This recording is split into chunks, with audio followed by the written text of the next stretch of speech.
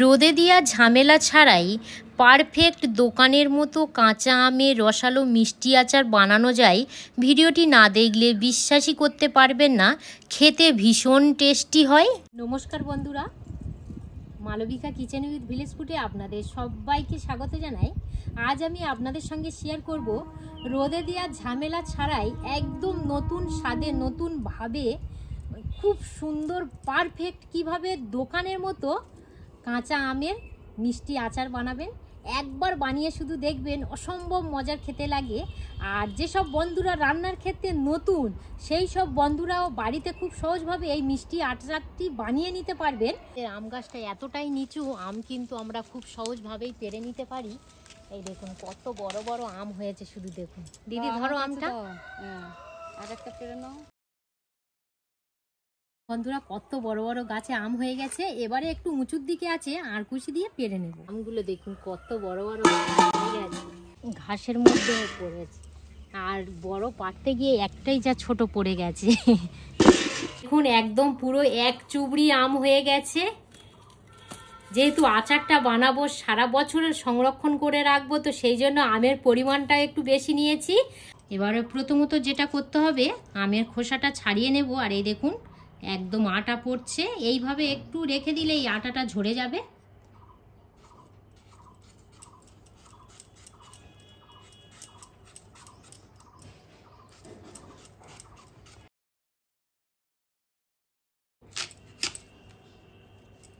এমন আম নিতে হবে এই রকমই আর কি, আমের মধ্যে যেন বীজটা হয়। এই দেখুন খুব কিন্তু শক্ত হয়ে গেলে আবার কিন্তু পিচ করা যাবে না, ঠিক এই রকমই। আর এই সময় যদি আপনারা বাজার থেকে কাঁচা আম কিনে আচার না করেন, দেখবেন কিছুদিন বাদে কিন্তু এই আমগুলো বাগড়া বসে যাবে আর কাঁচা আম একদম দেখাই যাবে না। এবারে ঠিক এইভাবে চেলা করে নিলাম। এইভাবেই প্রত্যেকটা আম টুকরো টুকরো করে নেব। এই দেখুন ঠিক এই রকমই। এবারে জলের মধ্যে দিয়ে দেব।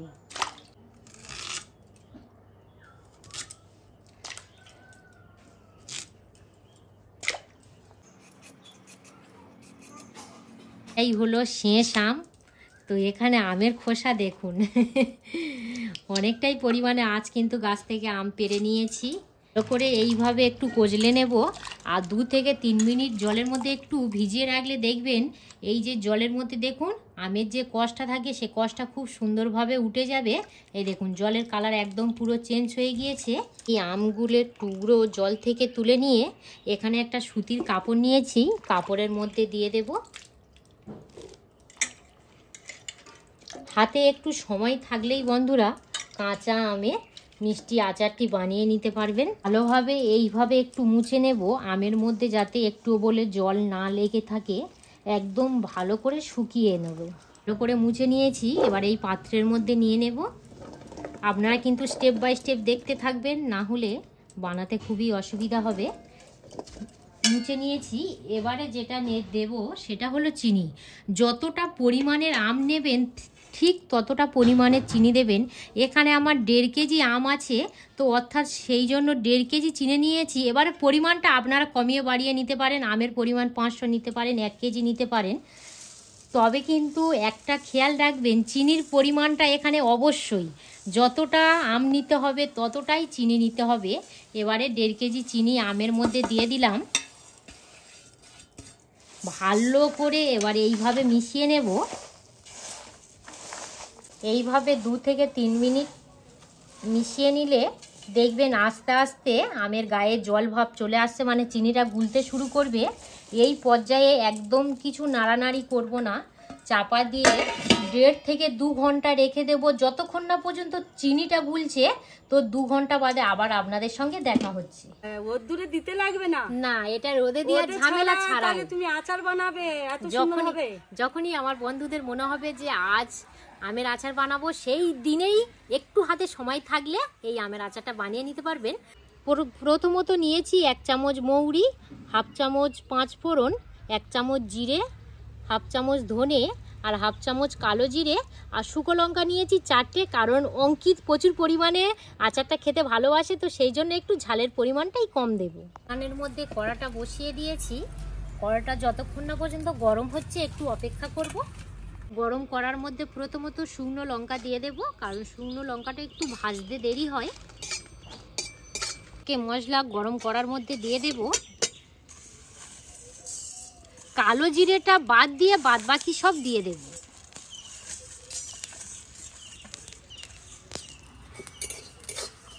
আর মশলাগুলো কিন্তু হালকা করে ভাজবেন, বেশি যদি আপনারা কালো করে ভাজেন তাহলে কিন্তু মশলাটা তিতকুড়ি ভাব আসবে, কড়া করে একদম ভাজা যাবে না।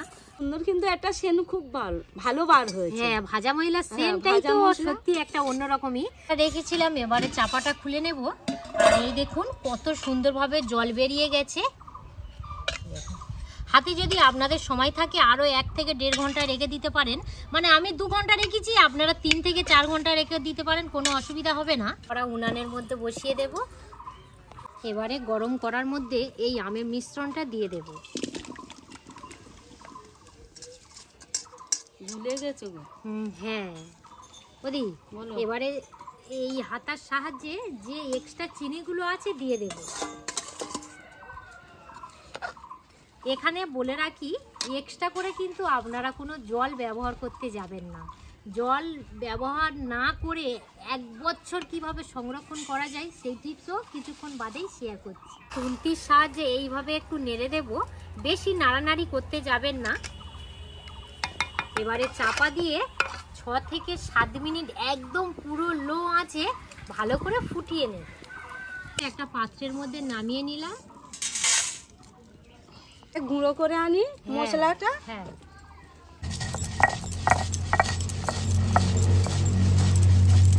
এর মতো জাল করে নিয়েছি। এবারে চাপাটা খুলে নেব।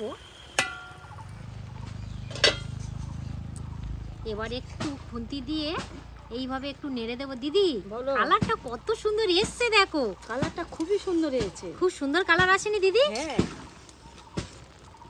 এবারে একটা দুটো উপকরণ দিয়ে দেব। আমি বলেছিলাম কালো জিরেটা দিইনি, তো এই সময়ে কালো জিরেটা দিয়ে দেব।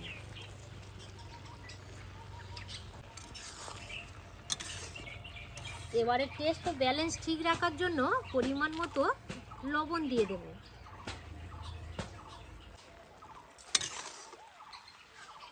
চিনির এই শিরাটা দেখুন এখন একটু পাতলা হয়ে আছে। যতক্ষণ না পর্যন্ত গাঢ় ভাব আসছে ততক্ষণ না পর্যন্ত একটু অপেক্ষা করব। কিছুক্ষণ জাল করে নিয়েছি। খুব সুন্দর একটা সেন্ট বার হচ্ছে গো। তাও মশলা দিইনি দিদি। এর মধ্যে যদি সেন্ট বার হয় আর মশলা দিলে তাহলে কি হবে? সত্যি তো খুবই তো সুন্দর। এবারে যে ভেজে রাখা মশলা এখান থেকে অল্প করে দিয়ে দেব।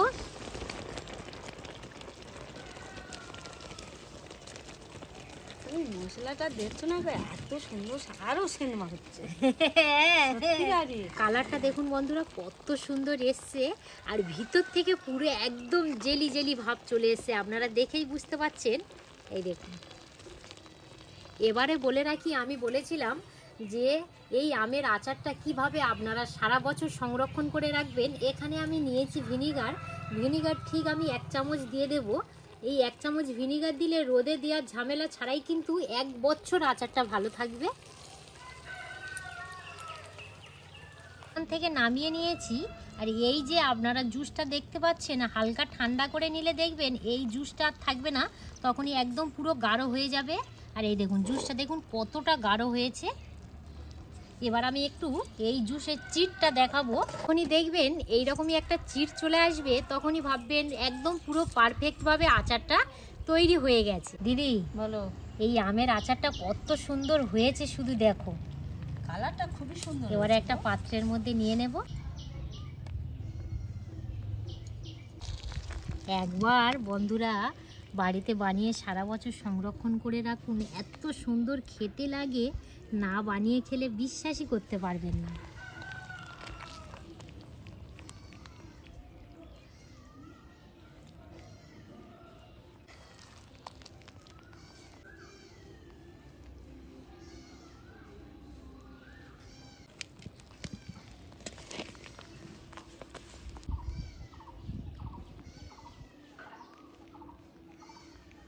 এত সুন্দর লাগছে, গালে থেকে অটোমেটিক জল চলেই আসছে।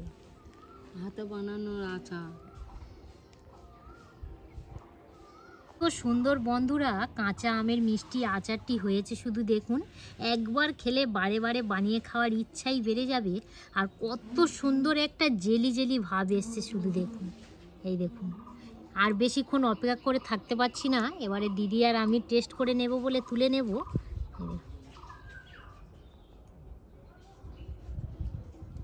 দিদি বলো, কত সুন্দর লাগছে শুধু দেখো। পুরো দোকানের মতন গো, পুরো দোকানের মতো না গো দিদি? পুরো দোকানের মতন। নাও এবার আমরা টেস্ট করে নিয়ে এসো। বলে রাখি, আপনারা একটা কাঁচের এয়ারটাইট কন্টেনারের মধ্যে ভরে নেবেন। আর সম্পূর্ণভাবে এই আচারটা ঠান্ডা হয়ে গেলে তারপর কাঁচের একটা এয়ারটাইট কন্টেনারের মধ্যে ভরবেন। গরম গরম অবস্থায় ভরতে যাবেন না। দিদি বলো। নিয়ে নাও। কত সুন্দর হয়েছে সুন্দর শুধু মানে জেলি। জেলিটা দেখুন কত সুন্দর লাগছে। তুমি ওইটুকা নিলে কেন? বড় দেখে না নিচ্ছি।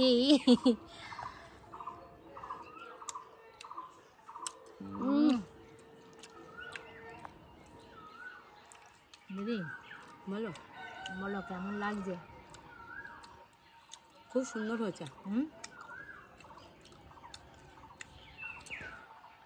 এত সুন্দর হয়েছে। এই প্রসেসে যদি আপনারাও বাড়িতে আমের আচারটা বানিয়ে নেন, হাত চেটে পুটেই খেতে হবে, আমি কথা দিচ্ছি। দিদি বলো। খুবই সুন্দর হয়েছে।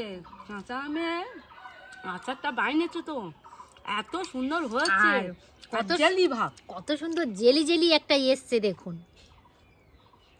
এই দেখুন, প্রত্যেকটাই কিন্তু এই আমের টুকরোর মধ্যে কত সুন্দর একটা জেলি ভাব এসছে।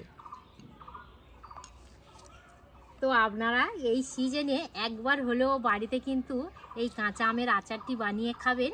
আর চিনির পরিমাণটা আপনারা আপনাদের পছন্দ মতো দেবেন। আমি একটু মিষ্টি আচার করেছি বলে একটু চিনির পরিমাণটা একটু বেশি করে দিয়েছি। তো পর্বটা এখানেই শেষ করলাম।